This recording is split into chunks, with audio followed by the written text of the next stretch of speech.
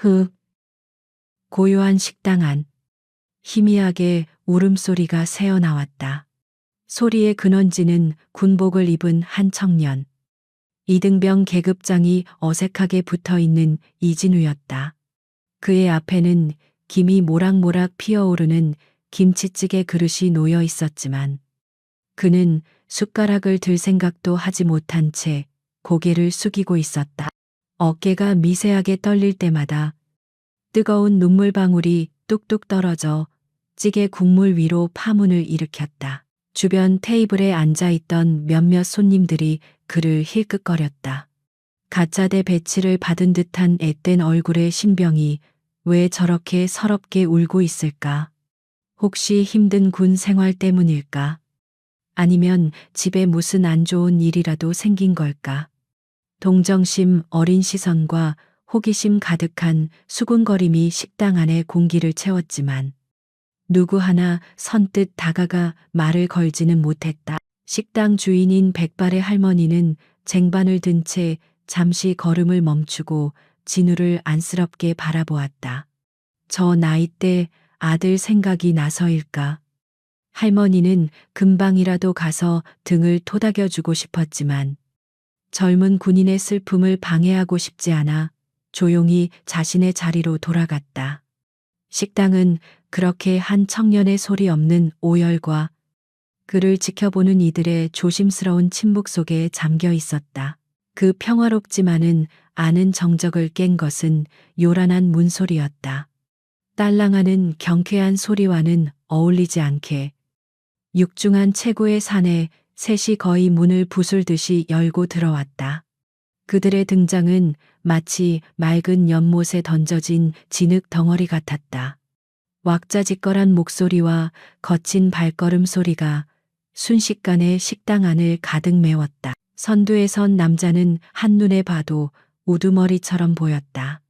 그는 값비싸 보이는 옷을 걸쳤지만 몸에 배어있는 천박함까지는 감추지 못했다. 최판석. 이 동네에서 작은 가게들을 상대로 상납을 받으며 살아가는 건달이었다. 그의 뒤를 따르는 두 명의 부하는 누가 봐도 그의 수족임을 알 수 있는 차림새와 표정을 하고 있었다. 최판석은 식당을 한번 휘 둘러보더니 마치 제 집인 양적 소리가 나게 의자를 빼어 앉았다. 그의 시선이 구석에서 울고 있는 이진우에게 잠시 머물렀다. 그의 입가에 비릿한 조소가 떠올랐다. 요즘 군바리들은 아주 빠졌구만. 밥 처먹으러 와서 질질 짜고 말이야. 그는 경멸이 담긴 말을 아무렇지 않게 내뱉었다. 그의 말에 부하들이 키득거리며 동조했다. 그들의 무례한 태도에 다른 손님들은 불편한 기색을 감추지 못하고 고개를 숙였다. 하지만 누구도 그들의 행패에 제동을 걸 용기를 내지는 못했다. 그들은 이 동네에서 피해야 할 존재라는 것을 모두가 암묵적으로 알고 있었기 때문이다. 주인 할머니가 마른 침을 삼키며 그들에게 다가갔다. 어서 오세요. 무얼 드시겠어요? 할머니의 목소리는 긴장으로 가늘게 떨리고 있었다. 최판석은 메뉴판을 보는 둥 마는 둥 하더니 손가락으로 테이블을 거만하게 툭툭 쳤다. 뭘 먹긴. 여기 제일 비싼 걸로 3개. 그리고 소주도 3병. 빨리빨리 가져와요. 할망구. 그의 무례한 말투에 할머니의 얼굴이 굳었지만 그녀는 아무 말도 하지 못하고 서둘러 주방으로 향했다.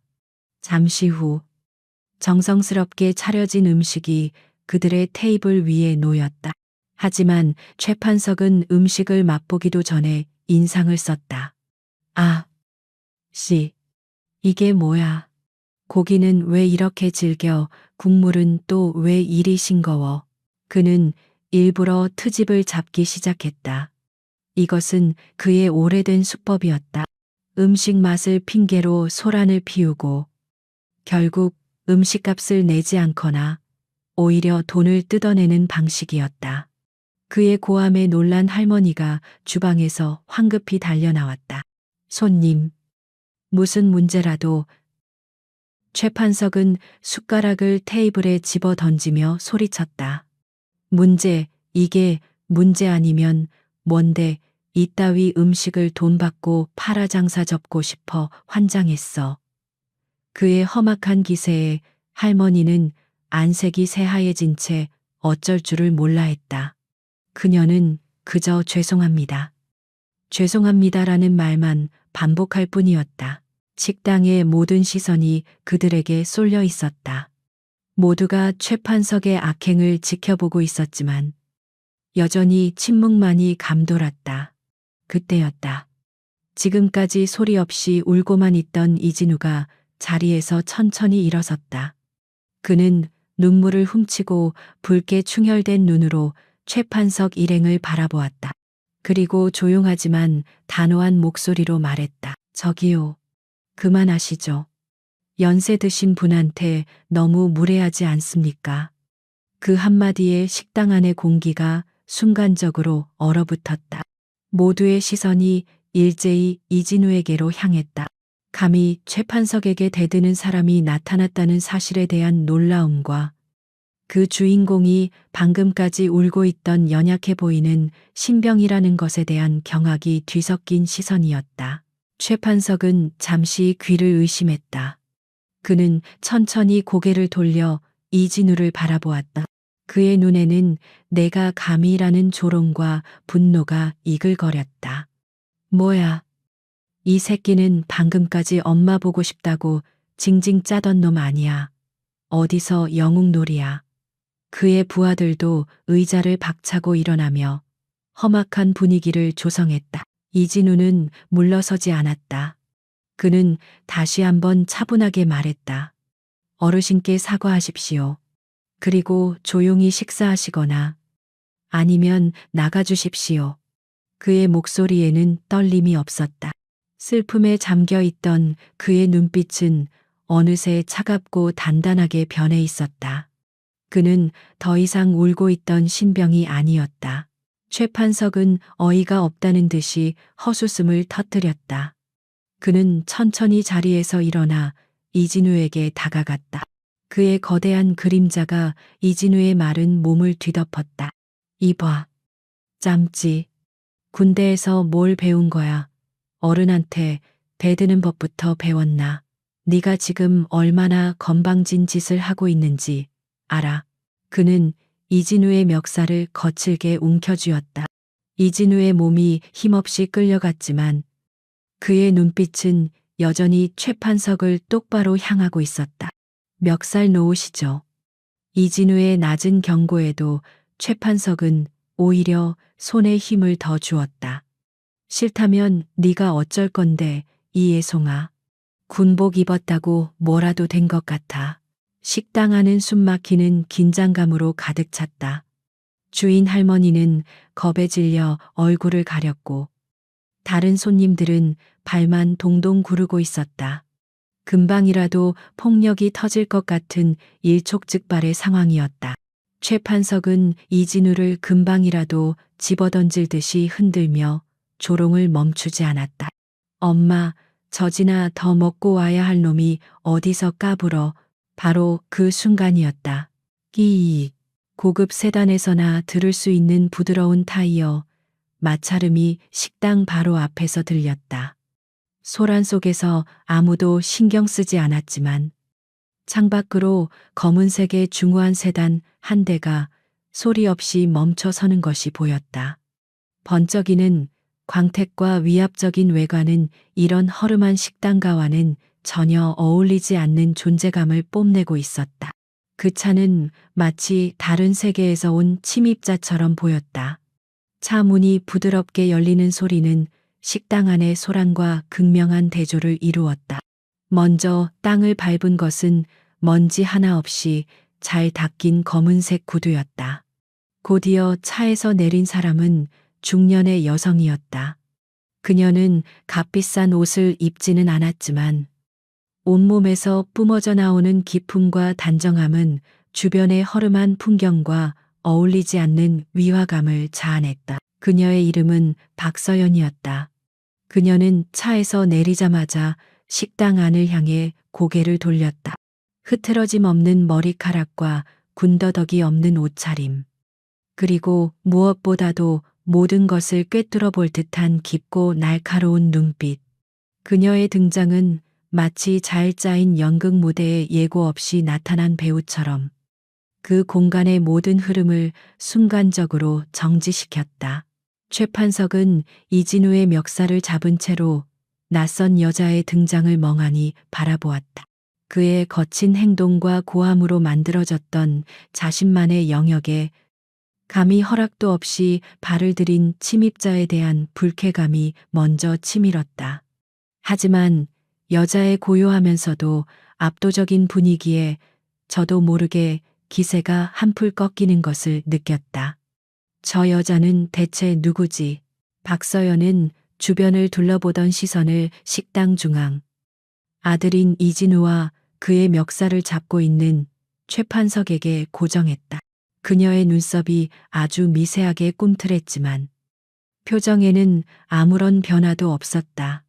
그녀는 마치 눈앞의 폭력적인 상황이 자신과는 아무런 상관이 없다는 듯, 혹은 이미 모든 것을 예상했다는 듯 침착하고 조용하게 식당 문을 향해 걸어왔다. 그녀의 발걸음 소리는 크지 않았지만 식당 안의 모든 사람들은 마치 천둥 소리처럼 그 소리에 집중하고 있었다.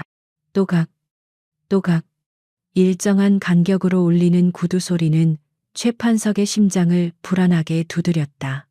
다른 손님들은 숨을 죽인 채 이 예측 불가능한 상황이 어떻게 전개될지 지켜보고 있었다. 그때 멱살을 잡혀 있던 이진우의 눈이 크게 뜨였다. 그의 입에서 거의 신음에 가까운 떨리는 목소리가 흘러나왔다. 어머니. 그 작은 한마디는 폭풍 전의 고요와도 같았다. 그 말을 들은 최판석의 얼굴에 잠시 당혹감이 스쳤다. 어머니, 저 세련되고 범상치 않아 보이는 여자가 이 울보 군인의 엄마라고. 이해할 수 없는 상황에 대한 혼란은 곧 비열한 조롱으로 바뀌었다. 최판석은 이진우의 멱살을 잡고 있던 손을 탁 하고 놓으며 과장된 웃음을 터뜨렸다. 하, 이게 누구야? 우리 울보 도련님. 엄마 오셨네. 엄마 보고 싶어서 그렇게 서럽게 울었던 거야. 그의 목소리는 식당 전체에 울려 퍼졌다. 그의 조롱을 신호탄으로 뒤에 서 있던 부하들도 긴장이 풀린 듯 키득거리기 시작했다. 아이고, 면회 오신 어머님 앞에서 이게 무슨 꼴이람. 아들이 아주 늠름하죠, 아주머니. 아들 교육 좀 똑바로 시키셔야겠어요. 군대까지 와서 질질 짜는 게 말이 됩니까? 그들은 박서연을 위아래로 훑어보며 천박한 농담을 던졌다. 그들의 눈에 비친 박서연은 그저 돈 좀 있어 보이는 아줌마일 뿐이었다. 아들이 곤경에 처하자 허둥지둥 달려온 세상 물정 모르는 부잣집 사모님 정도로밖에 보이지 않았다. 그들의 편협한 시선은 박서연의 본질을 전혀 꿰뚫어 보지 못했다. 오히려 그녀의 침착함은 그들에게 만만하게 보일 뿐이었다. 하지만 박서연은 그들의 조롱과 무례한 시선을 마치 길가의 소음이나 먼지처럼 취급했다. 그녀는 그들에게 눈길 한 번 주지 않았다. 그녀의 시선은 오직 엉망이 된 군복 차림으로 서 있는 아들 이진우에게만 고정되어 있었다. 그녀는 아무 말 없이 아들을 향해 한 걸음 다가갔다. 그녀의 완전한 무시는 최판석의 자존심을 정면으로 건드렸다. 그는 자신이 이 구역의 왕이라고 생각했다. 그런데 어디서 굴러먹던지 모를 여자가 나타나 자신을 투명인간 취급하는 것을 참을 수 없었다. 그는 박서연의 앞을 막아서며 험악한 표정을 지었다. 이봐, 아줌마, 내 말이 안 들려. 지금 당신 아들이 나한테 무슨 짓을 했는지 알아. 박서연은 그제야 처음으로 최판석에게 시선을 돌렸다. 하지만 그 시선에는 어떠한 감정도 담겨 있지 않았다. 그것은 마치 길에 놓인 돌멩이를 바라보는 듯한 무감각하고 차가운 시선이었다. 그녀는 아무런 대답도 없이 그를 지나쳐 아들 H3 층 2 H3 차 문이 부드럽게 열리는 소리는 식당 안의 소란과 극명한 대조를 이루었다. 먼저 땅을 밟은 것은 먼지 하나 없이 잘 닦인 검은색 구두였다. 곧이어 차에서 내린 사람은 중년의 여성이었다.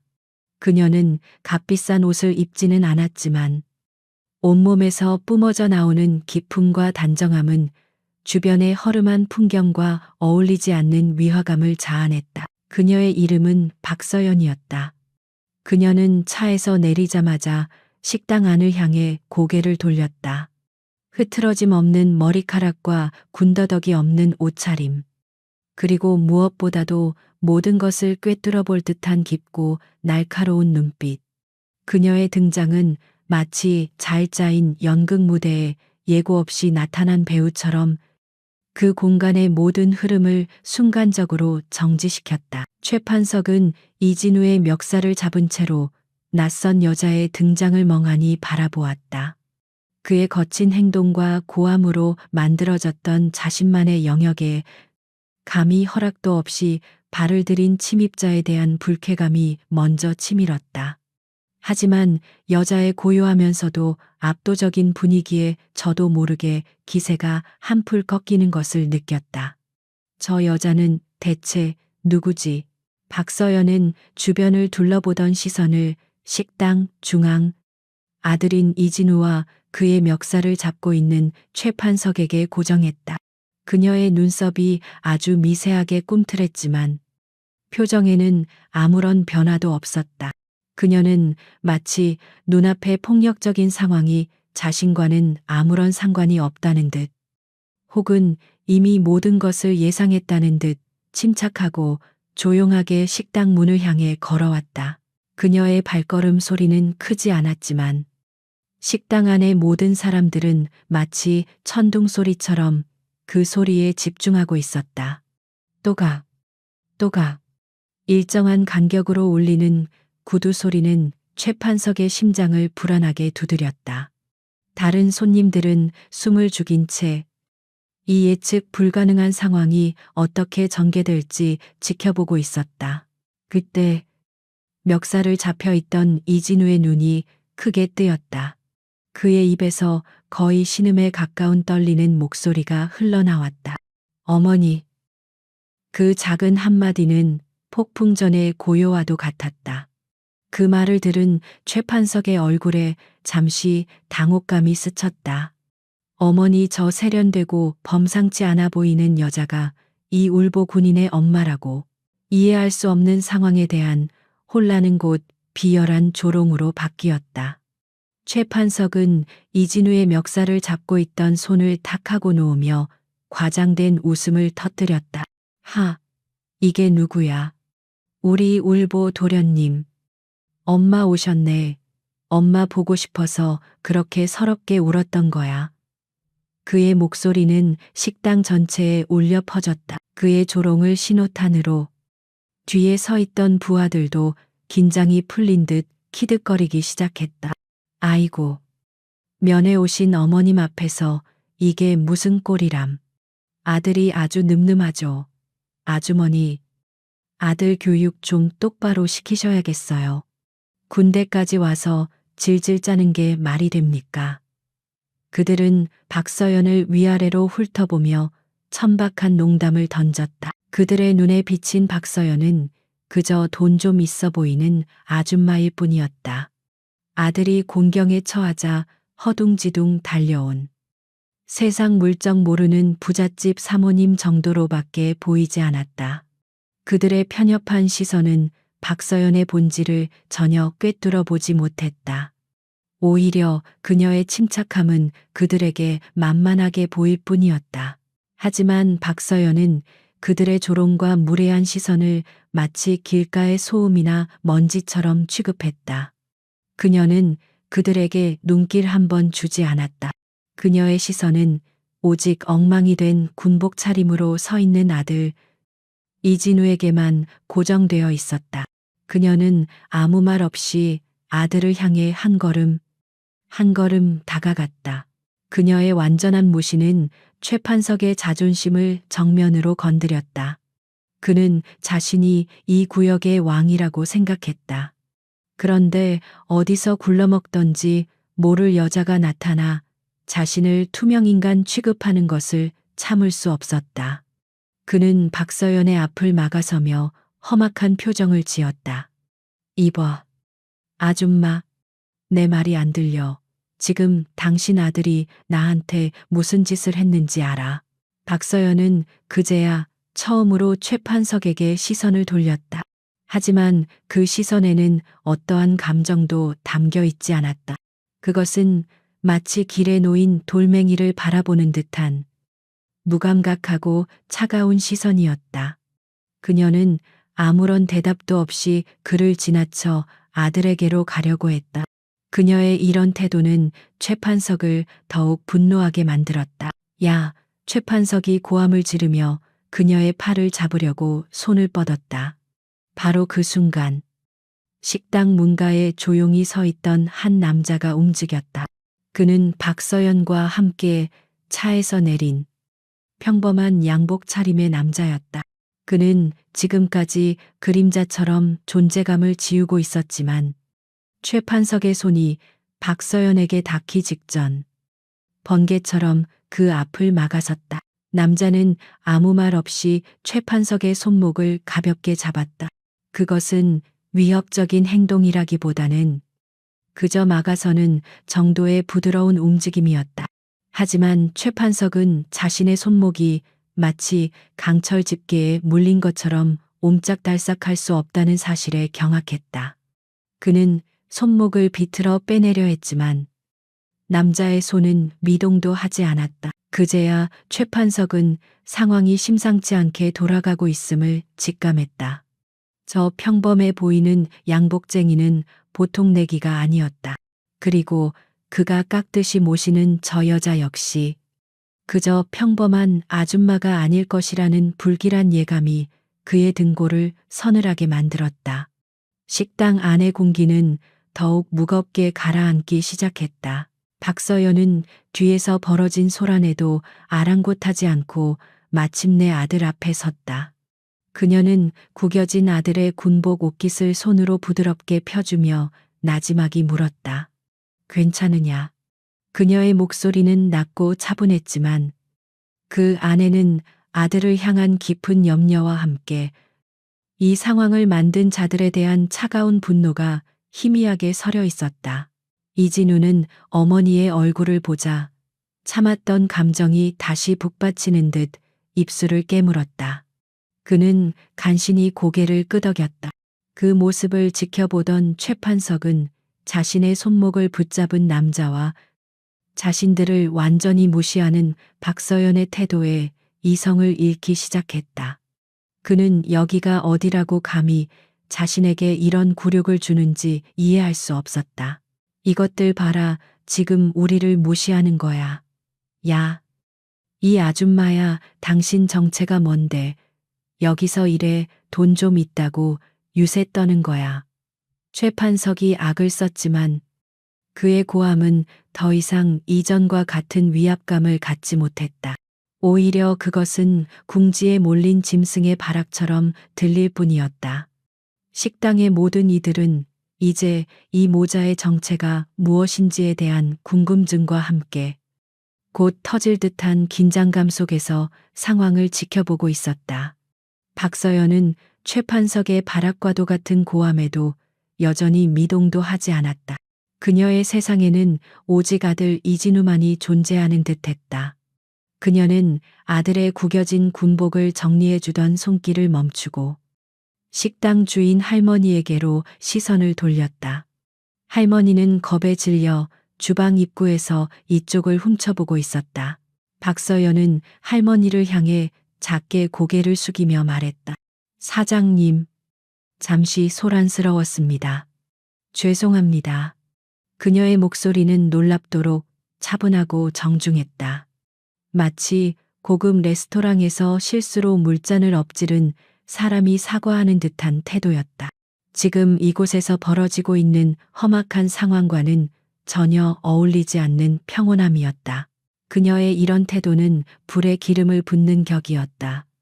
최 판석은 자신의 존재가 완벽하게 무시당하고 있다는 사실에 얼굴이 시뻘겋게 달아올랐다. 그는 자신의 손목을 여전히 붙들고 있는 양복산에 김 비서를 노려보며 이를 갈았다. 이 손 안 놔, 죽고 싶어 환장했어. 김 비서는 최 판석의 협박에도 눈 하나 깜짝하지 않았다. 그는 기계처럼 정확하고 감정이 없는 목소리로 대답했다. 손님, 먼저 시비를 거신 건 그쪽입니다. 그리고 저희는 손님께 아무런 해도 가하지 않았습니다. 조용히 물러나 주시면 저희도 더는 문제 삼지 않겠습니다. 그의 말은 정중했지만 그 안에는 물러설 뜻이 전혀 없다는 단호함이 담겨 있었다. 이 상황은 식당 안의 모든 사람들에게 기묘한 광경으로 비쳤다. 거대한 덩치에 험악한 인상을 한 건다리, 평범하기 짝이 없는 양복 차림의 남자에게 손목 하나 잡힌 채 꼼짝도 못하고 있었다. 그리고 그 중심에는 아들의 옷매무새를 만져주는 우아한 중년 여성이 서 있었다. 힘의 균형이 눈에 보이는 것과는 정반대로 작용하고 있었다. 최 판석은 이 굴욕적인 상황을 타개할 방법을 필사적으로 찾았다. 그는 이 동네에서 힘으로 모든 것을 해결해왔다. 그의 머릿속에는 대화나 타협이라는 선택지는 존재하지 않았다. 그는 상대가 누구든 힘으로 찍어 누르면 결국 굴복한다는 단순한 법칙을 신봉해왔다. 문제를 만들어주면 되겠네. 최 판석은 남아있는 다른 쪽 손으로 주먹을 쥐었다. 그는 자신의 손목을 잡고 있는 김 비서의 얼굴을 향해 주먹을 날릴 생각이었다. 이 양복쟁이 한 놈만 쓰러뜨리면 저 거만한 여자도 겁을 먹고 태도를 바꿀 것이라고 그는 어리석게 판단했다. 그것이 그가 저지른 돌이킬 수 없는 실수였다. 이런 시발 최 판석이 욕설과 함께 주먹을 휘둘렀다. 그의 주먹은 바람을 가르는 소리를 내며 김 비서의 관자놀이를 향해 날아갔다. 식당 안에 몇몇 사람들이 비명을 질렀다. 주인, 할머니는 눈을 질끈 감았다. 폭력이 마침내 눈앞에서 터지는 순간이었다. 하지만 예상했던 타격음은 들리지 않았다. 대신 탁하는 간결하고 날카로운 소리가 울렸다. 최 판석의 주먹은 김 비서의 얼굴에 닿기 직전 그의 다른 손에 의해 가볍게 막혀 있었다.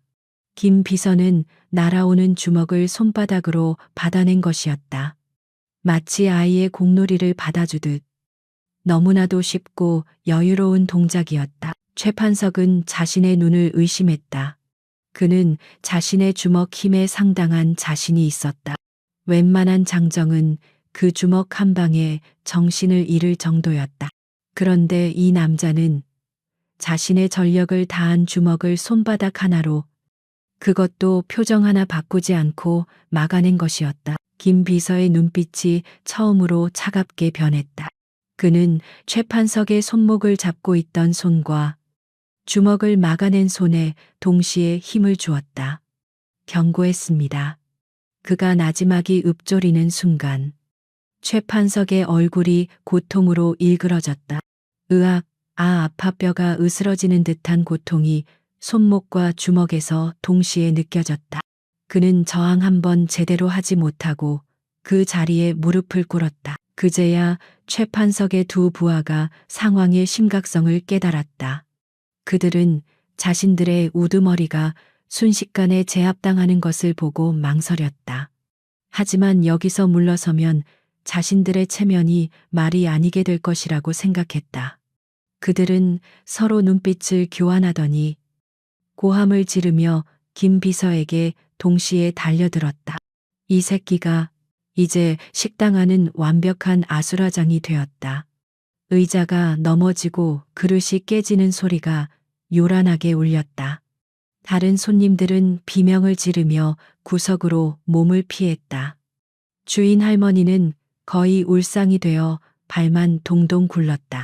이 모든 소란의 중심에서 박서연은 여전히 아들의 곁을 지키고 있었다. 그녀는 마치 폭풍의 눈처럼 모든 혼란 속에서 유일하게 고요한 존재였다. 그녀는 흘긴 눈을 돌려 두 명의 건달에게 둘러싸인 김 비서를 보았다. 그녀의 눈에는 걱정이나 불안감은 전혀 보이지 않았다. 오히려 이 정도로 소란을 피울 필요까지는 없는데라고 말하는 듯한 아주 희미한 귀찮음 같은 것이 스쳐 지나갔다. 그녀는 김 비서의 실력을 믿고 있었다. 그리고 그 믿음은 곧 현실로 증명되었다. 김 비서는 두 명의 상대를 앞에 두고도 전혀 당황하지 않았다. 그는 한 명의 주먹을 피하며 몸을 숙이는 동시에 다른 한 명의 다리를 걸어 넘어뜨렸다. 그의 움직임은 마치 잘 짜인 춤처럼 부드럽고 유려했지만 그 결과는 파괴적이었다. 건달들은 그의 몸에 손끝 하나 대지 못하고 맥없이 쓰러졌다. 최판석은 무릎을 꿇은 채 고통 속에서 이 모든 광경을 지켜보았다. 그는 자신이 지금껏 얼마나 우물한 개구리였는지를 처절하게 깨닫고 있었다. 눈앞의 양복산에는 그가 상대해왔던 어설픈 주먹들과는 차원이 다른 존재였다. 그리고 저런 인물을 아무렇지 않게 부리는 저 여자는 대체 정체가 뭘까? 공포가 그의 온몸을 잠식하기 시작했다. 이진우는 어머니의 등 뒤에 서서 굳은 표정으로 상황을 지켜보고 있었다. 그는 어머니의 이런 모습을 처음 보는 것이 아니었다. 하지만 군복을 입고 있는 지금 어머니의 존재는 그에게 이전과는 다른 무게감으로 다가왔다. 그는 어머니가 왜 자신에게 항상 군인은 어떠한 상황에서도 평정심을 잃어서는 안 된다고 강조했는지 어렴풋이 이해할 수 있었다. 식당 안의 소란이 순식간에 잦아들었다. 건장한 사내 셋은 바닥에 쓰러져 신음하고 있었고 김 비서는 양복에 묻은 먼지를 가볍게 털어내며 원래의 자리로 돌아가 섰다. 그는 마치 방금 전의 싸움이 아무 일도 아니었다는 듯 다시 그림자처럼 조용히 박서연의 뒤를 지켰다. 식당 안에는 무거운 침묵만이 흘렀다. 그 무서운 침묵 속에서 이제 모든 권력의 추는 완전히 기울어져 있었다. 바닥에 나뒹굴고 있던 최판석과 그의 부하들은 고통 속에서도 눈앞의 상황을 받아들이지 못했다. 그들의 상식으로는 이해할 수 없는 일이었다. 고작 양복쟁이 한 명에게 건장한 남자 셋이 순식간에 제압당했다는 사실도, 이 모든 일의 중심에 있는 저 여자의 태연자약한 태도도, 최판석은 꺾인 손목의 고통을 애써 참으며 도끼 어린 눈으로 박서연을 노려보았다. 당신, 대체 정체가 뭐야? 무슨 꿍꿍이로 여기서 이래? 그의 목소리는 분노와 함께 스스로도 인지하지 못하는 깊은 공포로 떨리고 있었다. 그는 여전히 그녀가 돈과 권력을 가진 사모님 정도일 것이라 짐작했다. 그렇다면 돈으로 해결할 수 있을지도 모른다고 어리석은 희망을 품었다. 박서연은 그 질문에 대답할 가치조차 느끼지 못하는 듯했다. 그녀는 대신 아들 이진우에게 말했다. 주문한 음식은 나왔느냐? 식기 전에 먹어야지. 그녀의 목소리는 마치 아무 일도 없었다는 듯 방금 면회온 어머니의 그것과 같았다. 이 극단적인 평온함은 오히려 주변의 모든 것을 비현실적으로 만들었다. 이진우는 어머니의 말에 차마 대답하지 못하고 굳은 얼굴로 서 있었다. 식당 안의 다른 손님들 역시 이 기묘한 대치 상황에서 눈을 떼지 못했다. 모두가 숨을 죽인 채 다음 순간에 무슨 일이 벌어질지 지켜보고 있었다. 바로 그때 식당의 가장 구석진 테이블에서 한 남자가 조용히 자리에서 일어섰다. 그는 지금까지의 소란 속에서도 묵묵히 식사를 하던 눈에 띄지 않는 손님이었다. 짧게 깎은 머리, 다부진 체격, 그리고 반듯하게 각 잡힌 자세. 얼핏 보면 평범한 회사원 같았지만 그의 정체는 이 근방 부대를 순찰 중이던 헌병대 간부 김상사였다. 그는 휴가 나온 후배와 식사를 하러 왔다가 이 모든 상황을 처음부터 지켜보고 있었다. 처음에는 그저 동네 건달들의 흔한 행패라고 생각했다. 하지만 상황이 급변하고 박서연이라는 여성이 등장하면서부터 그는 눈을 뗄 수가 없었다. 그는 그녀가 누구인지 단번에 알아보았다. TV 뉴스나 국방일보에서 수없이 보았던 군인이라면 모를 수가 없는 전설적인 인물. 그는 자신의 눈을 몇 번이고 의심했다. 대한민국의 수도 방위를 책임지는 사령관이 이런 허름한 식당에 예고도 없이 나타났다는 사실을 믿을 수가 없었다.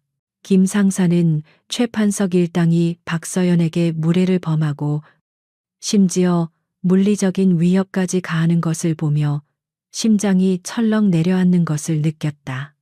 그는 지금 자신이 무엇을 해야 하는지 본능적으로 알고 있었다. 그는 함께 있던 후배에게 눈짓을 보내고 의자를 뒤로 빼며 일어섰다. 그의 움직임에는 한치의 망설임도 없었다. 그는 테이블을 돌아 나와 식당 중앙을 향해 군화 소리가 또렷하게 울리도록 절도 있는 걸음으로 걸어갔다. 갑작스러운 그의 등장에 식당 안의 모든 시선이 집중되었다.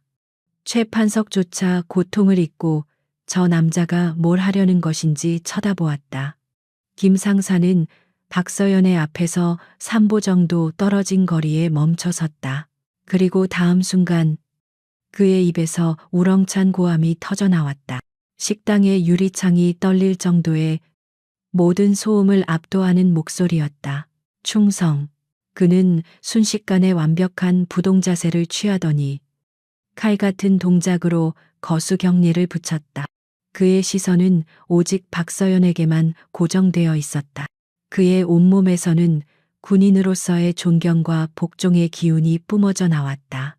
그리고 그는 이어서 외쳤다.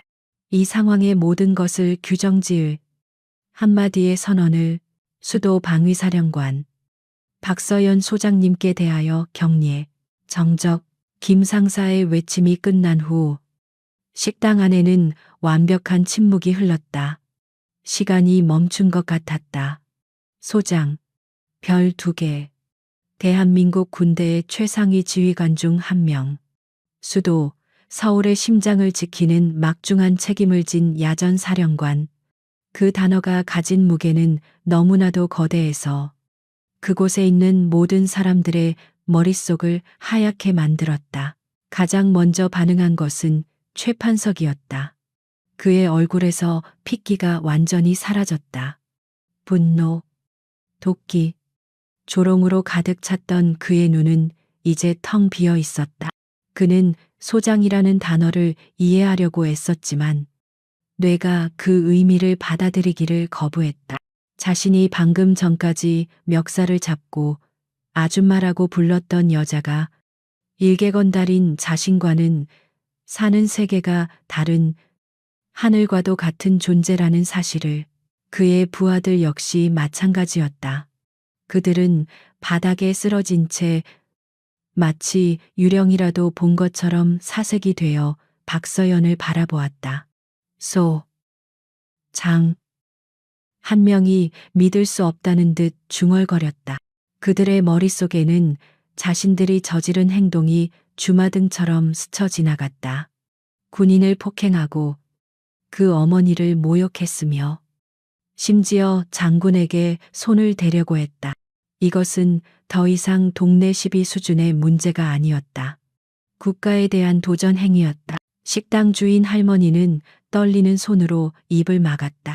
다른 손님들은 입을 떡 벌린 채 경례를 하는 헌병 간부와 그 경례를 받는 박서연을 번갈아 쳐다보았다. 이제야 모든 것이 이해가 갔다. 그녀의 흔들림 없는 침착함, 수행원의 비범한 실력, 그리고 온몸에서 뿜어져 나오던 범접할 수 없는 위험의 정체. 그것은 돈이나 배경이 주는 권위가 아니었다. 수만 명의 부하를 지휘하며 국가의 안위를 책임지는 장군의 기세 그 자체였던 것이다.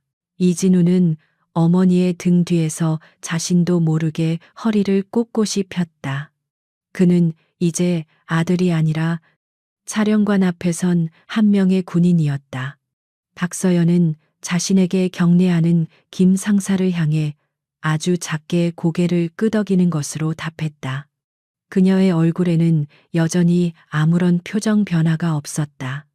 이 모든 상황이 너무나도 당연하다는 듯이 와우 하는 감탄사조차 나올 수 없는 숨막히는 경외감만이 식당 전체를 지배했다. 권력의 상징인 계급이 드러나는 순간 모든 상황은 종료되었다. 최판석과 그의 세계는 박서연이라는 거대한 현실 앞에서 산산조각 나버렸다. 최판석의 뇌는 정지했다. 소장이라는 단어가 그의 머릿속을 맴돌았지만 그것은 현실적인 의미로 다가오지 않았다.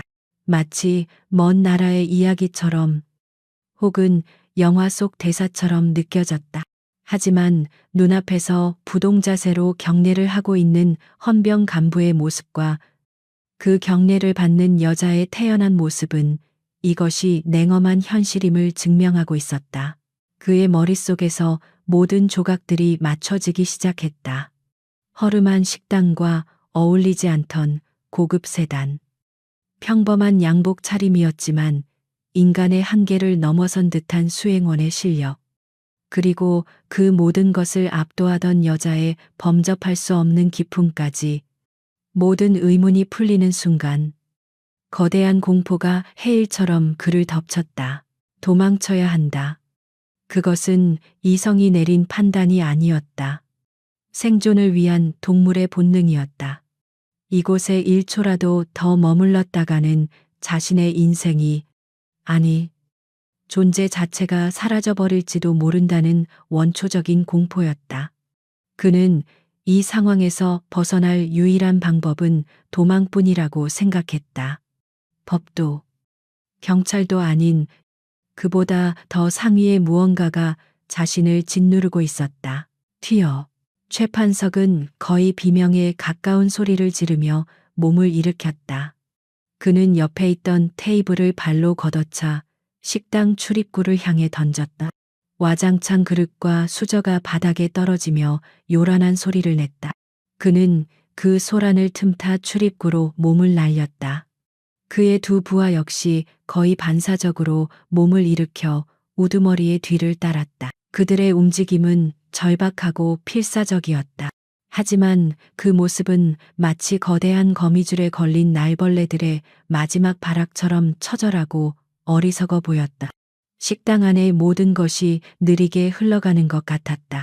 테이블이 넘어지는 소리, 사람들의 짧은 비명, 그리고 문을 향해 필사적으로 달려가는 세 남자의 모습까지. 그러나 그 모든 혼돈 속에서 단 한 사람, 김 비서만이 다른 시간 속에 사는 것처럼 움직였다. 그는 최판석이 테이블을 걷어차는 순간 이미 몸을 날리고 있었다. 그의 움직임에는 조금의 망설임이나 불필요한 동작도 없었다. 오직 목표를 무력화한다는 단 하나의 목적만을 위한 기계처럼 정밀하고 효율적인 움직임이었다. 가장 먼저 문에 가까웠던 부하 한 명이 그의 첫 번째 목표가 되었다. 남자는 거의 문고리를 잡기 직전이었다. 바로 그 순간 섬광처럼 나타난 김 비서가 그의 등 뒤로 접근했다. 김 비서는 남자의 목덜미를 손날로 가볍게 내리쳤다. 퍽 하는 둔탁한 소리와 함께 남자는 비명 한 번 지르지 못하고 그대로 앞으로 고꾸라졌다. 급소를 정확히 가격당한 그는 잠시 의식을 잃은 듯 미동도 하지 않았다. 두 번째 부하는 동료가 쓰러지는 것을 보고 경악하며 주먹을 휘둘렀다. 하지만 그의 주먹은 허공을 갈랐다. 김 비서는 상체를 살짝 숙여 그의 주먹을 피하는 동시에 그의 팔을 낚아챘다. 그리고 상대의 힘을 역이용하여 그대로 업어치기 자세로 들어갔다. 억하는 비명과 함께 거구의 남자는 공중에서 한 바퀴 돌아 바닥에 처박혔다. 쿵하는 육중한 소리가 식당 바닥을 울렸다. 그는 고통에 찬 신음을 내뱉으며 몸을 웅크렸다. 이 모든 일이 벌어지는 데 걸린 시간은 고작 5초 남짓이었다. 최판석은 문턱을 넘어서며 뒤를 돌아보았다. 그리고 자신의 부하 2명이 순식간에 전투 불능 상태가 된 것을 보고 얼굴이 하얗게 질렸다. 그는 거의 울부짖으며 식당 밖으로 뛰쳐나가려고 했다. 하지만 그의 발은 문턱을 넘지 못했다. 보이지 않는 벽에 부딪힌 것처럼 그의 몸이 공중에서 멈췄다. 김 비서가 어느새 그의 등 뒤에 따라붙어 그의 군복 뒷덜미를 한 손으로 가볍게 잡아챈 것이었다. 최판석은 필사적으로 발버둥 쳤지만 그의 몸은 마치 거대한 바위에 뿌리 내린 나무처럼 꼼짝도 하지 않았다. 이거 놔 놓으라고 그는 짐승처럼 울부짖었다. 하지만 김 비서는 아무런 대답도 하지 않았다. 그는 최판석의 뒷덜미를 잡은 채 식당 안으로 질질 끌고 들어왔다. 최판석은 2발로 바닥을 긁으며 저항했지만 성인 남성이 어린아이를 다루듯 너무나도 손쉽게 끌려 들어왔다. 그것은 완벽한 굴욕이었다. 김 비서는 최판석을 식당 중앙, 박서연의 발치 앞으로 끌고 와 그대로 내동댕이 쳤다. 최판석은 바닥에 엎어진 채 거친 숨을 몰아쉬었다. 그는 감히 고개를 들지 못했다. 자신의 눈앞에 있는 구두의 주인이 누구인지 그 사실이 주는 무게감이 그의 온몸을 짓눌렀다. 이 모든 과정 속에서 박서연은 단 한 번도 그들에게 눈길을 주지 않았다. 그녀는 마치 자신의 정원을 어지럽히는 성가신 벌레들을 정원사가 처리하는 것을 지켜보듯 무심한 표정으로 서 있을 뿐이었다. 2명의 건달이 쓰러지고 그 우두머리가 자신의 발 앞에 끌려오는 동안 그녀는 아들 이진우의 어깨에 보이지 않는 먼지를 털어내주고 있었다. 그녀의 그 고요함과 무관심이야말로 최판석에게는 그 어떤 폭력보다 더 무서운 형벌이었다.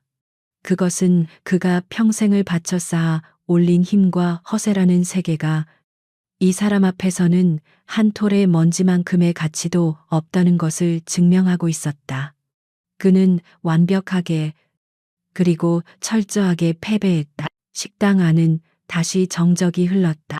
이전의 정적이 폭풍 전의 고요함이었다면 지금의 정적은 모든 것이 끝난 뒤의 무거운 침묵이었다.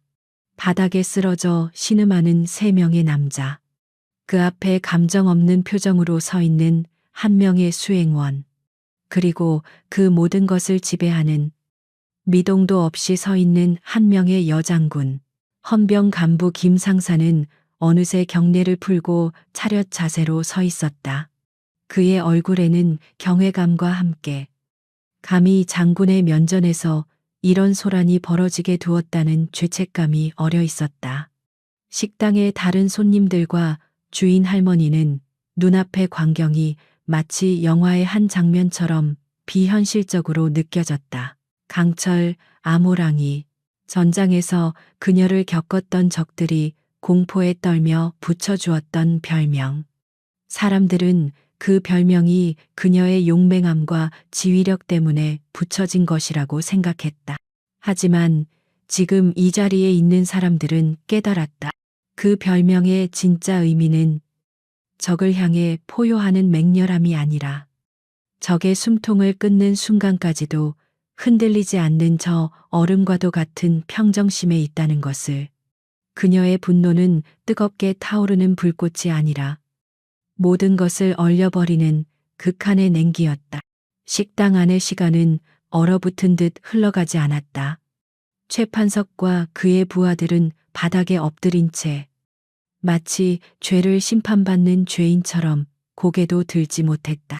그들을 짓누르는 것은 더 이상 물리적인 고통이 아니었다. 그것은 자신들의 무지함이 불러온 파멸적인 결과에 대한 뒤늦은 깨달음과 절대적인 공포였다. 그들은 자신들이 건드린 존재가 단순히 힘이 세거나 돈이 많은 사람이 아니라는 것을 이제야 알았다. 그들은 국가라는 거대한 기계의 가장 중요한 톱니바퀴 중 하나를 건드린 것이었다. 자신들이 평생을 바쳐 쌓아온 동네 건달이라는 지위는 그 거대한 기계 앞에서는 한 줌의 먼지보다도 못한 것이었다. 그 숨막히는 침묵을 깬 것은 박서연이었다. 그녀는 이 모든 소란의 원흉들을 거들떠보지도 않은 채 품에서 자신의 스마트폰을 꺼내 들었다. 그 작고 평범한 기계가 지금 이 순간에는 그 어떤 무기보다도 더 위협적이고 결정적인 힘을 가지고 있었다. 그녀의 우아한 손가락이 화면을 몇 번 터치하더니 전화 연결음이 울리기도 전에 상대방이 전화를 받았다. 그녀의 입술이 조용히 열렸다. 나 박서연 소장이다. 목소리는 낮고 차분했지만 그 안에는 수만 명의 군인을 지휘하는 자의 무게와 권위가 실려 있었다. 전화기 너머의 상대가 누구인지 어떤 반응을 보였는지는 알 수 없었다. 하지만 그녀의 다음 말은 그곳에 있는 모두의 운명을 결정지었다. 현재 위치 XX동 XX식당 앞. 현역 군인 및 지휘관에 대한 민간인 폭행 및 협박 사건 발생. 즉시 관할 헌병 특수임무대 출동시켜 현장 확보하고 관련자 전원 체포하도록. 한 명도 놓쳐서는 안 된다. 그녀의 말은 질문이나 요청이 아니었다.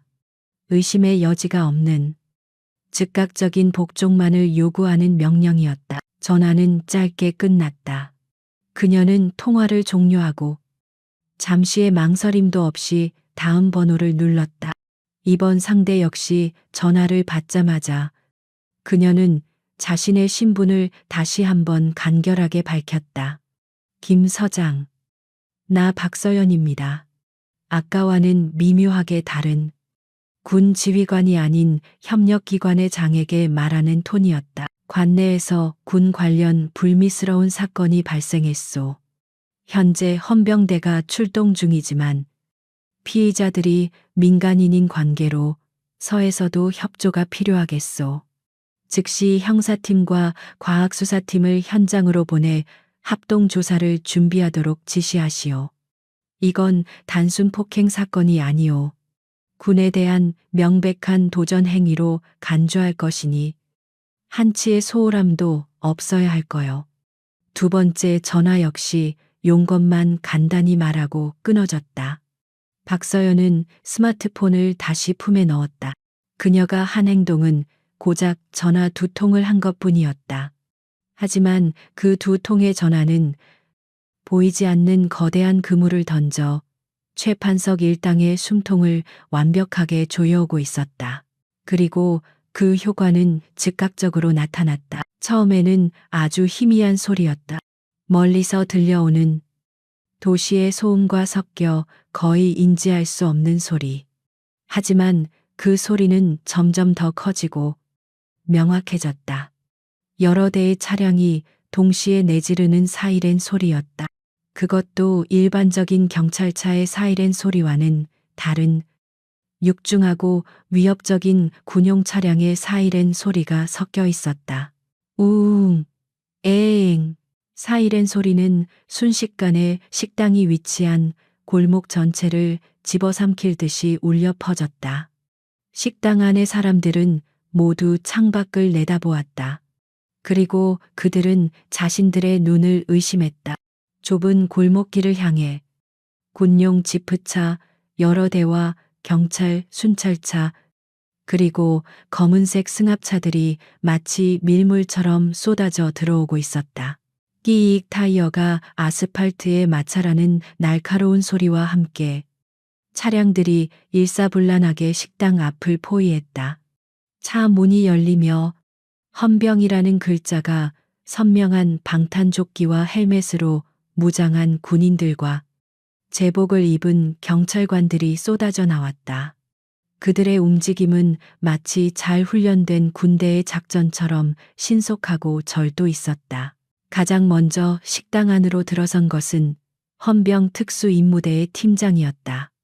그는 권총집에 손을 얹은 채 날카로운 눈으로 순식간에 내부 상황을 파악했다. 바닥에 쓰러져 있는 3명의 남자와 그 앞에 서 있는 김 비서, 그리고 이 모든 상황의 중심에 있는 박서연 소장.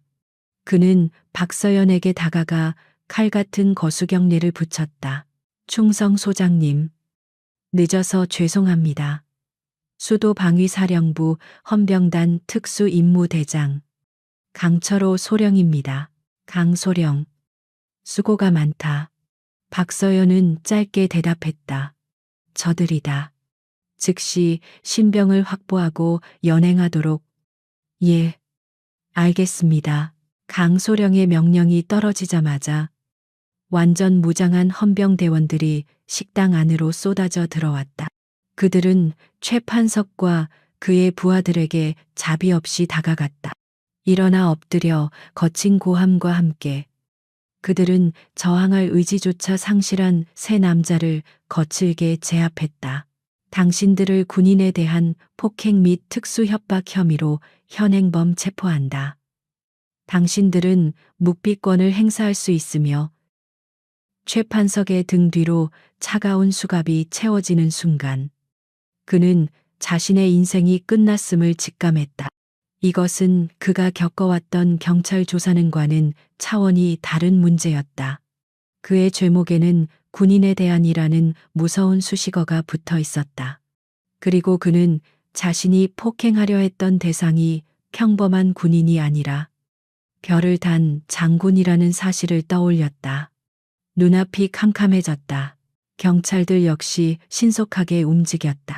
그들은 식당 주변에 폴리스 라인을 설치하여 민간인들의 접근을 통제했고 과학수사팀은 조용히 들어와 현장 감식을 시작했다. 식당 주인 할머니와 다른 손님들은 겁을 먹으면서도 한편으로는 이 신속하고 압도적인 공권력의 행사에 경외감을 느끼고 있었다. 최판석 일당은 마치 짐짝처럼 질질 끌려나갔다. 그들은 자신들이 평생을 군림했던 동네 골목에서 수많은 사람들이 지켜보는 가운데 가장 굴욕적인 모습으로 연행되었다. 그들의 눈에는 더 이상 오만함이나 분노는 없었다.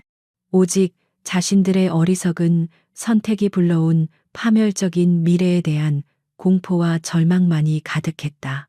이 모든 아수라장 속에서도 박서연은 평정을 잃지 않았다. 그녀는 강소령에게 몇 가지 추가 지시를 내렸다. 피해자인 식당 주인 할머니와 다른 손님들이 불안해하지 않도록 정중하게 대할 것. 그리고 아들인 이진우 이병 역시 참고인으로서 조사를 받게 될 것이니 절차에 따라 진행할 것. 그녀의 지시는 공과 사를 명확하게 구분하는 지휘관의 그것이었다. 순식간에 작은 식당은 중대 범죄 현장이 되었다. 압도적인 힘의 등장은 모든 상황을 단 몇 분 만에 정리해 버렸다. 그것은 최판석이 믿었던 폭력과는 다른 시스템과 절차에 기반한 거부할 수 없는 국가의 힘이었다. 그리고 그 힘의 방아쇠를 당긴 것은 단 한 사람의 조용한 전화 한 통이었다. 소란이 휩쓸고 지나간 식당 안은 어색한 고요함에 잠겼다. 최판석 일당이 연행되고 헌병과 경찰들이 현장 조사를 시작하자 식당은 이전과는 전혀 다른 종류의 긴장감으로 채워졌다. 주인 할머니와 다른 손님들은 자신들이 거대한 사건의 증인이 되었다는 사실에 어쩔 줄 몰라 하며 조사에 협조하고 있었다. 박서연은 헌병대장 강소령에게 간단히 상황을 인계한 후 아들 이진우를 데리고 식당 구석의 조용한 테이블로 자리를 옮겼다. 그녀는 더 이상 사령관이 아닌 어머니의 얼굴을 하고 있었다.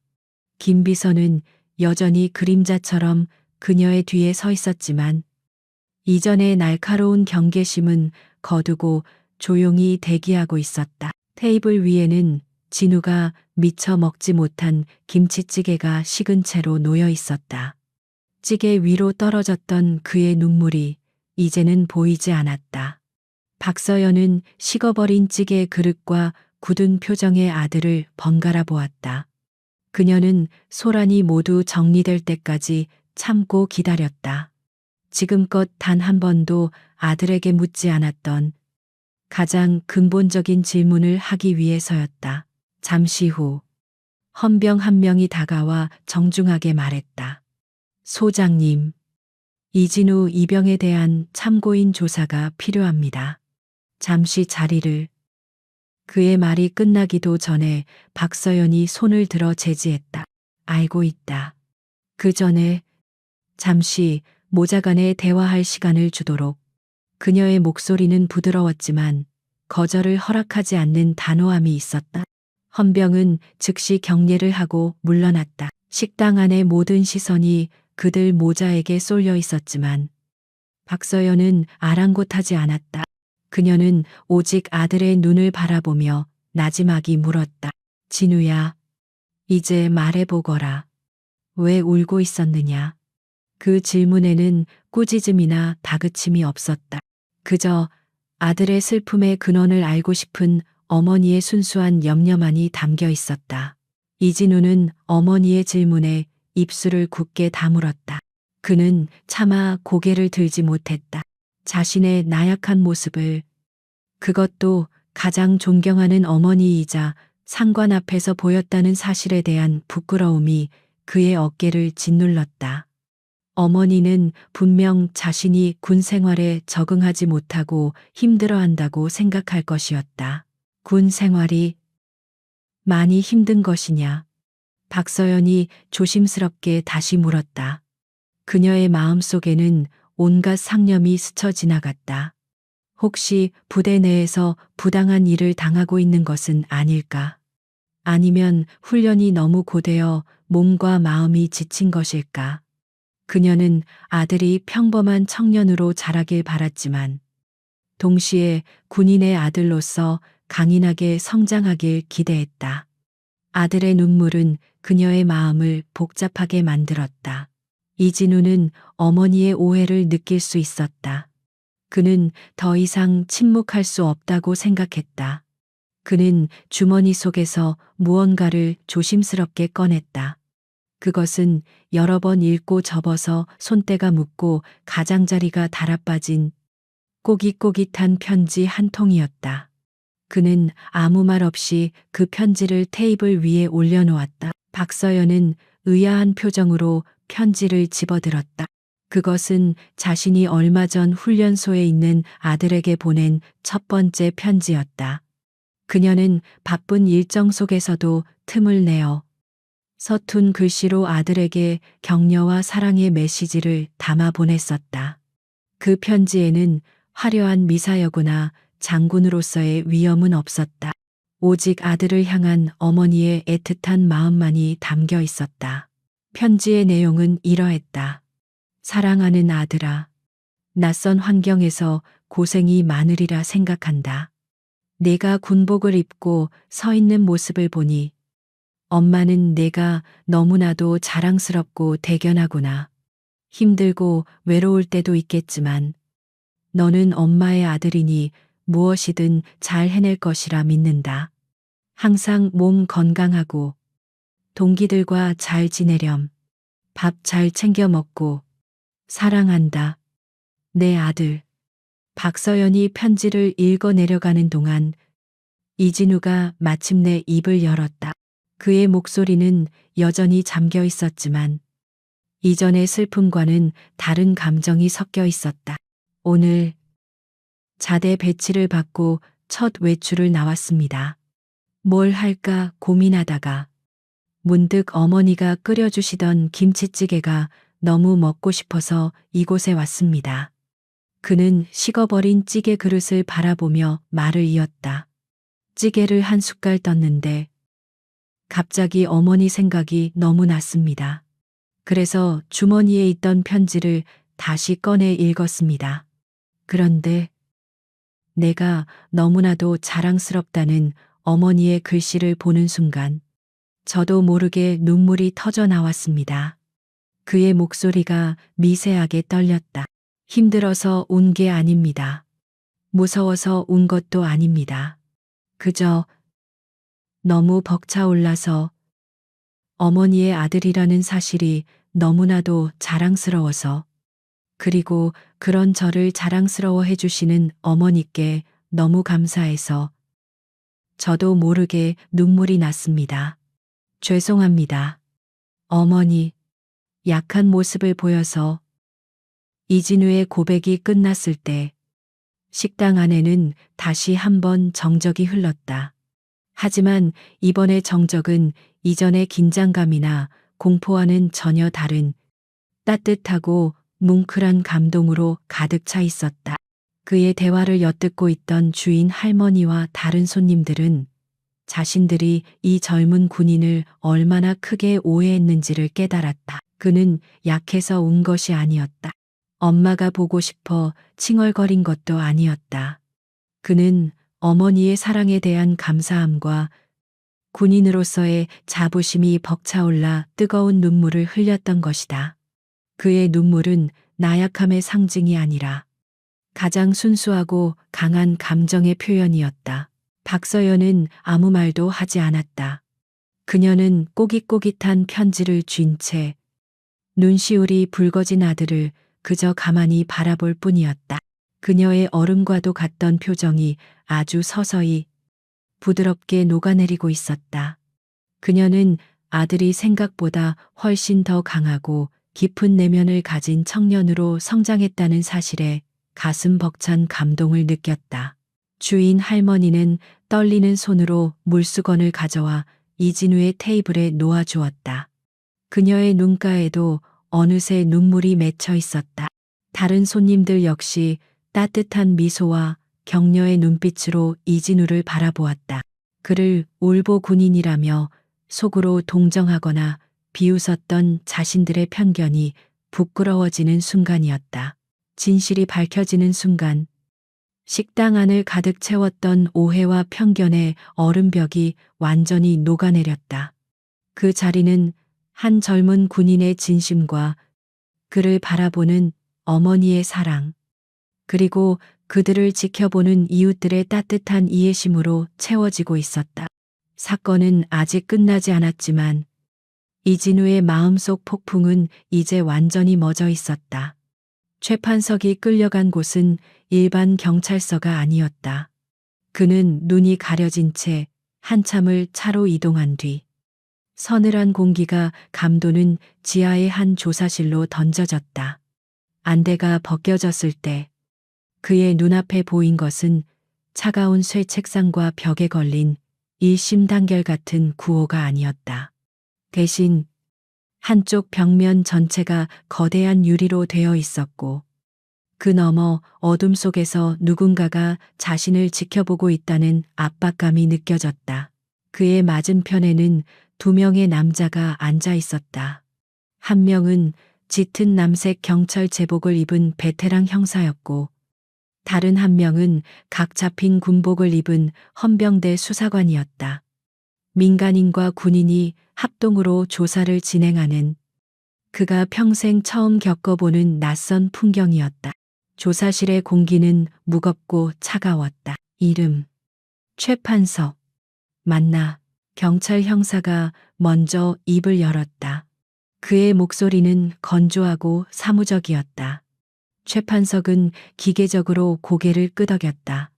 그의 머릿속은 뒤죽박죽이었다. 변호사를 선임할 권리, 진술을 거부할 권리, 헌병들이 수갑을 채우며 읊조렸던 말들이 맴돌았지만 지금 이 상황에서 그런 것들이 아무런 의미가 없다는 것을 본능적으로 알 수 있었다. 최판석 씨, 당신이 오늘 저지른 일이 얼마나 심각한 범죄인지 인지하고 있습니까? 이번에는 헌병 수사관이 물었다. 그의 눈빛은 형사보다 훨씬 더 날카롭고 집요했다. 최판석은 입술을 달싹였지만 아무 말도 나오지 않았다.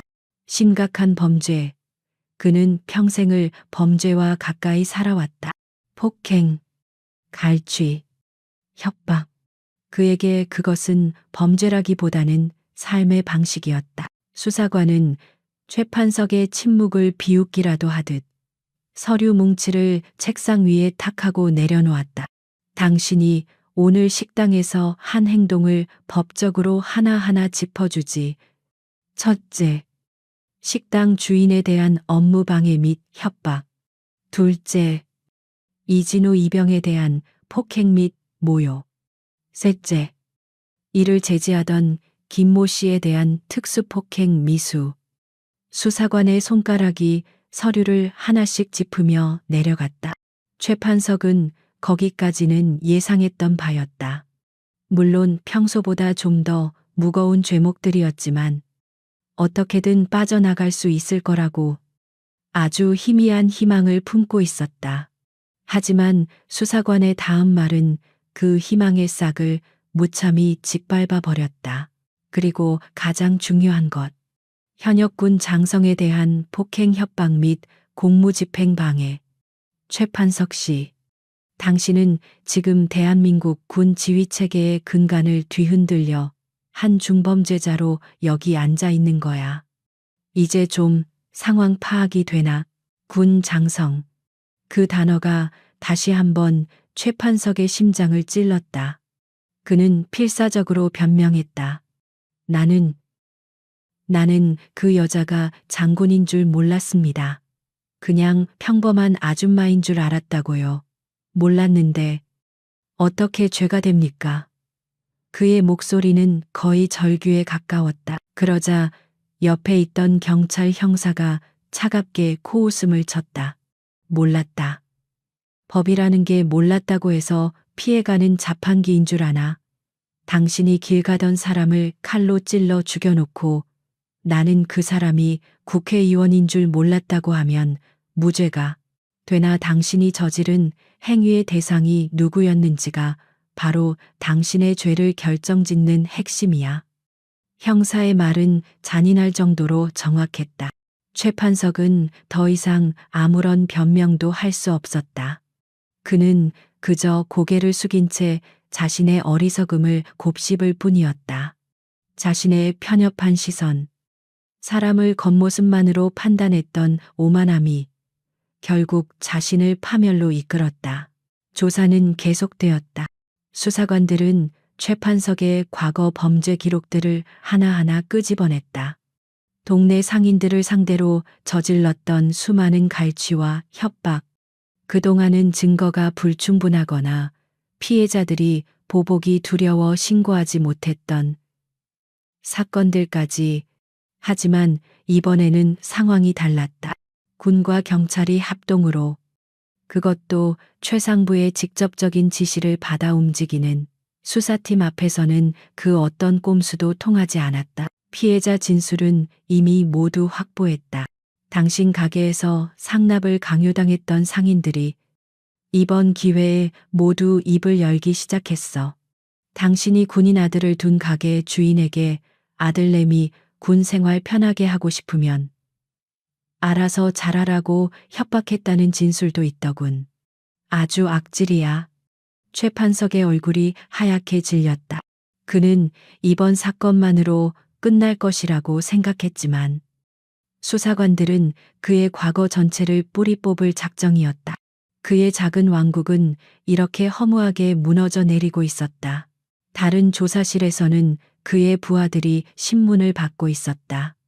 그들은 최판석보다 훨씬 더 쉽게 무너졌다. 그들은 서로에게 책임을 떠넘기기 시작했고 자신들이 저질렀던 과거의 범죄들까지 술술 불어버렸다.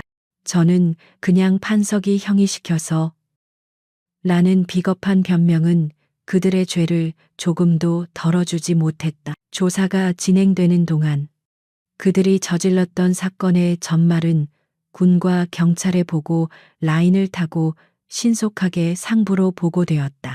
그리고 그 내용은 언론에도 조금씩 흘러 들어갔다.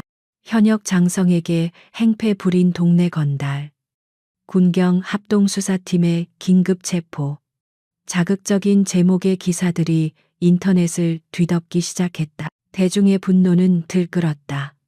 나라를 지키는 군인, 그것도 아들을 면회온 어머니이자 국가의 안위를 책임지는 장군에게 그런 무례를 저질렀다는 사실에 사람들은 경악했다.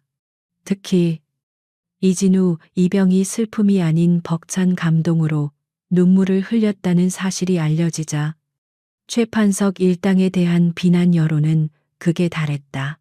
법의 심판은 생각보다 훨씬 더 빠르고 냉정하게 진행되었다. 최판석과 그의 부하들에게는 구속영장이 청구되었고 법원은 이례적으로 신속하게 영장을 발부했다. 그들에게 적용된 혐의는 단순 폭행이 아니었다. 군형법과 특정범죄 가중처벌 등에 관한 법률이 적용되어 그들이 상상했던 것보다 훨씬 더 무거운 형량을 예고하고 있었다. 특히 군 지휘관에 대한 협박 및 폭행은 국가 안보와 직결되는 문제로 간주되어 가중처벌이 불가피했다. 최판석은 자신의 남은 인생 대부분을 차가운 감옥에서 보내야 할지도 모른다는 절망적인 현실과 마주해야 했다. 며칠 후 최판석은 구치소에서 변호사를 접견했다. 변호사는 고개를 저으며 말했다. 상대가 너무 좋지 않습니다. 피해자 측에서 합의할 의사가 전혀 없고 군과 검찰 양쪽에서 이번 사건을 본보기로 삼으려 하고 있습니다. 여론도 최악이고요. 최대한 선처를 구해보겠지만 장담하기는 어렵습니다. 최판석은 텅 빈 눈으로 창살 밖을 바라보았다. 그는 이제야 깨달았다. 자신이 얕보았던 아줌마, 자신이 조롱했던 울보 군인, 그들은 그가 감히 넘볼 수 없는 대한민국이라는 거대한 국가 그 자체를 상징하는 존재들이었다는 것을.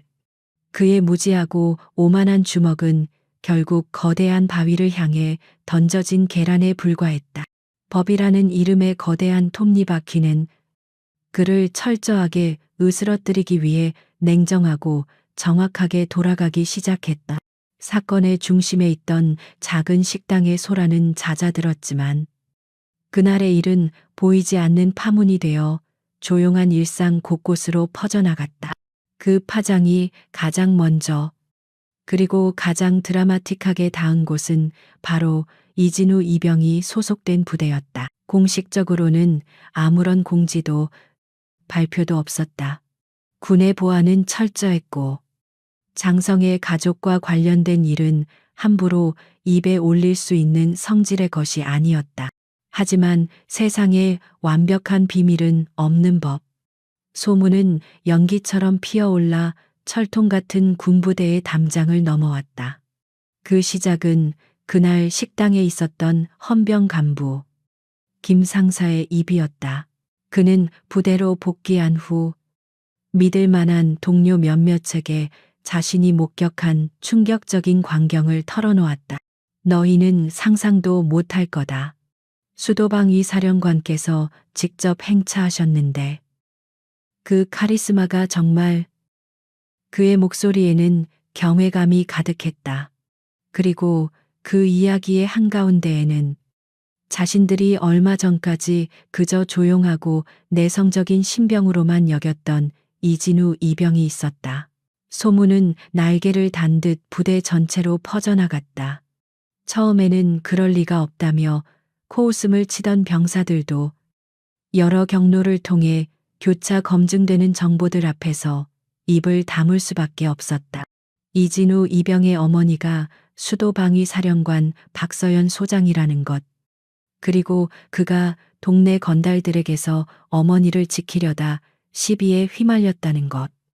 결국 사령관의 전화 한 통으로 헌병특임대와 경찰이 출동해 모든 상황을 정리했다는 것. 이야기는 병사들 사이에서 조금씩 각색되고 부풀려지며 거의 전설이 되어갔다.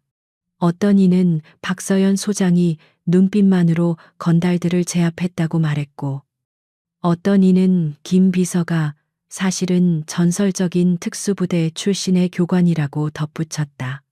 그 모든 이야기의 주인공이 된 이진우 이병을 바라보는 동료들의 시선은 하루아침에 완전히 뒤바뀌었다. 이전까지 그를 향했던 시선은 동정 혹은 무관심이었다. 조용한 성격 탓에 눈에 잘 띄지 않았고, 가끔 혼자 생각에 잠긴 모습은 군 생활에 적응하지 못하는 나약함으로 비치기도 했다. 하지만 이제 그의 모든 행동은 새로운 의미를 갖게 되었다.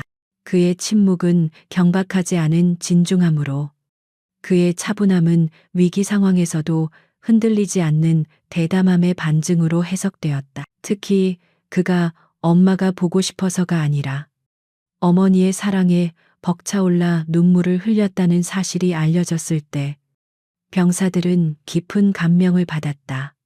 그들은 자신들이 겉모습만 보고 한 인간의 깊이를 얼마나 섣불리 판단했는지 깨달으며 부끄러움을 느꼈다. 그를 대하는 태도의 변화는 즉각적이었다. 괜히 그에게 험한 일을 시키거나 군기를 잡으려던 선임병들은 더 이상 그를 건드리지 않았다. 그것은 그의 배경에 대한 두려움 때문만은 아니었다. 장군의 아들이라는 사실보다 그런 배경을 가지고 있으면서도 단 한 번도 티 내지 않고 묵묵히 자신의 임무를 수행하는 그의 태도에 대한 순수한 존경심 때문이었다. 한 번은 고된 야간 훈련이 끝난 후 생활관의 한 선임이 지친 이진우에게 다가와 조용히 물었다. 이 이병, 힘들지 않나? 솔직히 자네 정도 빼기면 얼마든지 편한 보직으로 빠질 수도 있었을 텐데. 그것은 비아냥이 아니라 진심 어린 궁금증이었다. 이진우는 잠시 생각하더니 담담하게 대답했다. 어머니께서는 항상 군인은 계급이나 배경이 아니라 제복의 무게를 견디는 책임감으로 말하는 것이다라고 가르치셨습니다. 저 역시 대한민국의 평범한 아들로서 국방의 의무를 다하고 싶을 뿐입니다. 그 대답은 생활관 전체에 조용히 퍼져나갔다. 병사들은 더 이상 그를 장군의 아들이라는 특수한 존재로 보지 않았다. 오히려 누구보다 더 군인 정신에 투철한 존경할 만한 동료로 인정하기 시작했다. 이진우는 여전히 조용하고 성실했지만 이제 그의 주변에는 그를 믿고 따르는 든든한 동료들이 함께하고 있었다.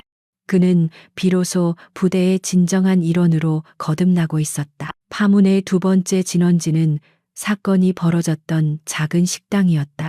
최판석 일당이 체포된 후 식당은 며칠간 경찰의 현장 감식 등으로 문을 닫아야 했다. 주인 할머니는 평생 처음 겪는 큰일에 몸져누울 지경이었지만 그녀의 가게는 전혀 다른 운명을 맞이할 준비를 하고 있었다. 소문은 부대뿐만 아니라 지역 사회 전체로 퍼져나갔다. 전설의 여장군이 건달들을 소탕한 성지. 식당은 어느새 그런 별명을 얻게 되었다. 가게 문을 다시 열자 믿을 수 없는 풍경이 펼쳐졌다. 개점 시간 전부터 가게 앞에는 긴 줄이 늘어서 있었다. 가장 먼저 찾아온 손님들은 이진우의 동료 병사들이었다. 그들은 외출이나 휴가를 나올 때마다 약속이라도 한 듯이 그 식당을 찾았다. 그것은 단순히 밥을 먹기 위함이 아니었다. 자신들의 사령관과 동료가 지켜낸 정의로운 공간을 응원하고 억압에 맞섰던 주인 할머니에게 힘을 보태주기 위한 그들만의 의식이었다. 할머니 김치찌개 5인분요. 아주 맵게 해주세요. 여기 제육볶음 추가요. 식당은 젊은 군인들의 활기찬 목소리로 가득 찼다.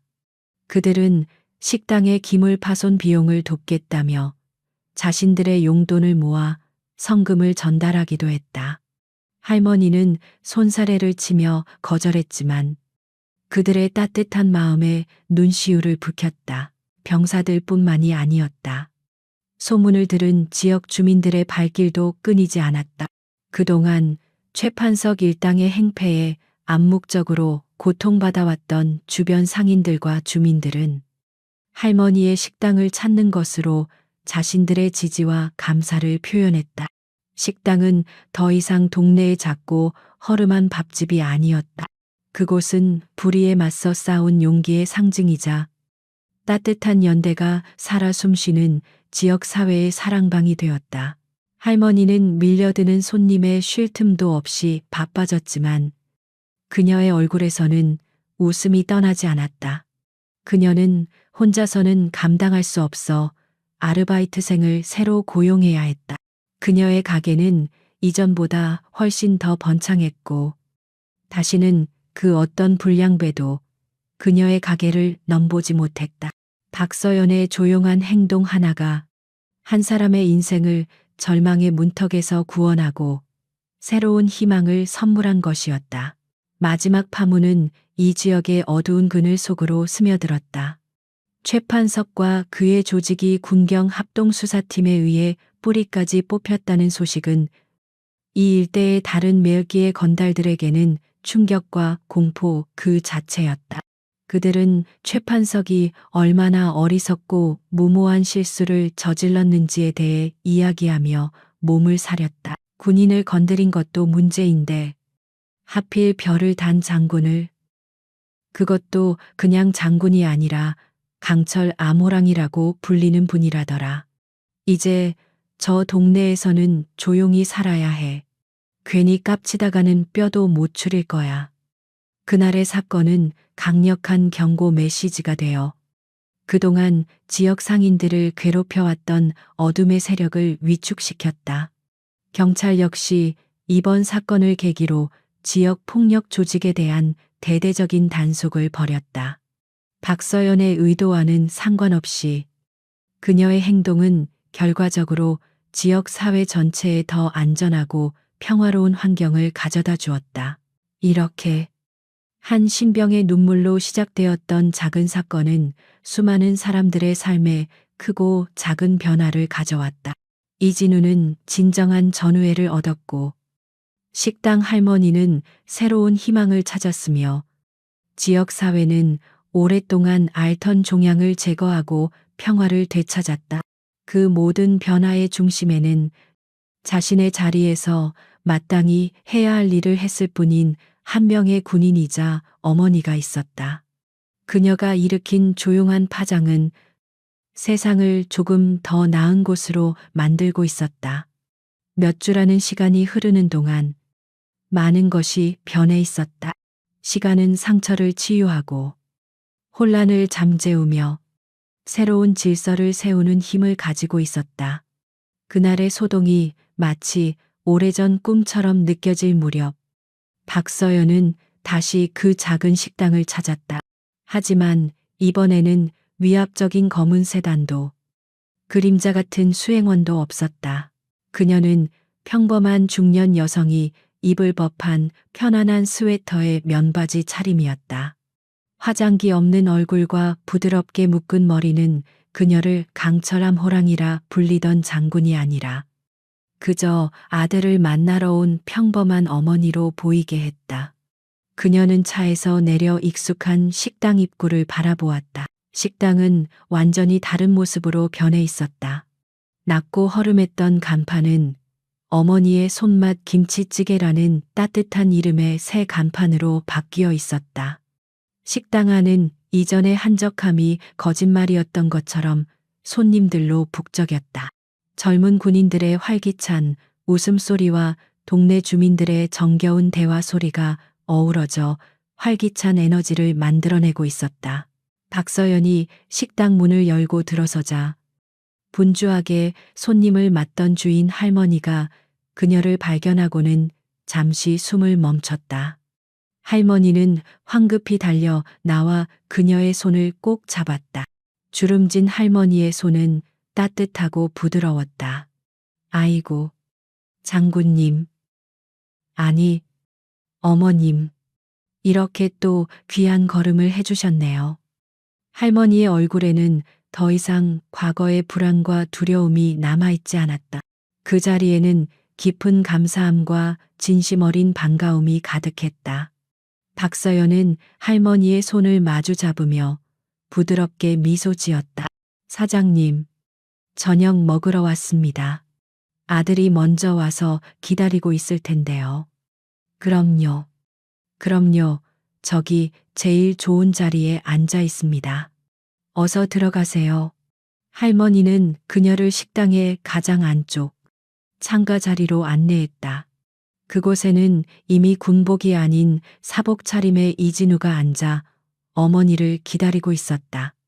몇 주 사이에 그의 얼굴은 군인다운 늠름함으로 가득 차 있었다. 더 이상 눈물을 흘리던 앳된 신병의 모습은 찾아볼 수 없었다. 어머니, 오셨습니까? 이진우가 자리에서 일어나 씩씩하게 인사했다. 그의 눈빛에는 어머니에 대한 존경심과 함께 이제는 어엿한 한 명의 성인으로서의 자신감이 담겨 있었다. 박서연은 아들의 어깨를 가볍게 두드리며 자리에 앉았다. 모자의 재회는 평온하고 따뜻했다. 주인 할머니는 곧바로 정갈하게 차려진 밑반찬과 뜨거운 김이 모락모락 피어오르는 김치찌개를 내왔다. 두 분이 드실 줄 알고 미리 제일 맛있는 부위로 푹 끓여놨습니다. 많이 드세요. 그녀는 진심이 담긴 인사를 남기고 다른 손님들을 위해 분주히 움직였다. 테이블 위에는 똑같은 김치찌개가 놓여 있었지만 이제 그 의미는 완전히 달랐다. 몇 주 전, 이 김치찌개가 슬픔과 오해의 상징이었다면 지금의 김치찌개는 감사와 재회, 그리고 새로운 시작의 상징이었다. 박서연은 아들의 그릇에 찌개를 듬뿍 덜어주었다. 부대 생활은 할만하냐? 박서연이 물었다. 예, 어머니. 동기들과도 잘 지내고 선임들도 잘 챙겨주십니다. 훈련도 재미있습니다. 이진우가 밝은 목소리로 대답했다. 그의 대답에는 어떠한 거짓이나 꾸밈도 없었다. 그는 진심으로 자신의 자리에서 최선을 다하며 군 생활에 적응하고 있었다. 두 사람은 조용히 식사를 하며 두런두런 대화를 나누었다.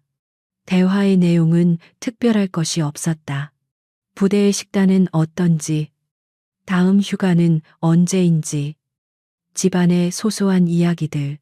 그 모습은 대한민국 어디에서나 볼 수 있는 평범한 어머니와 아들의 모습이었다. 식당 안에 그 누구도 저 조용히 식사하는 모자가 몇 주 전 이 식당을 뒤흔들었던 거대한 사건의 중심인물이라고는 상상하지 못했다. 물론 그녀를 알아보는 사람들도 있었다.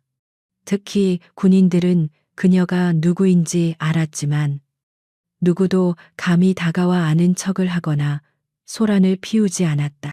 그들은 그저 멀리서 조용히 존경의 눈빛을 보낼 뿐이었다. 그들은 지금이 사령관의 시간이 아니라 어머니의 시간임을 존중하고 있었다.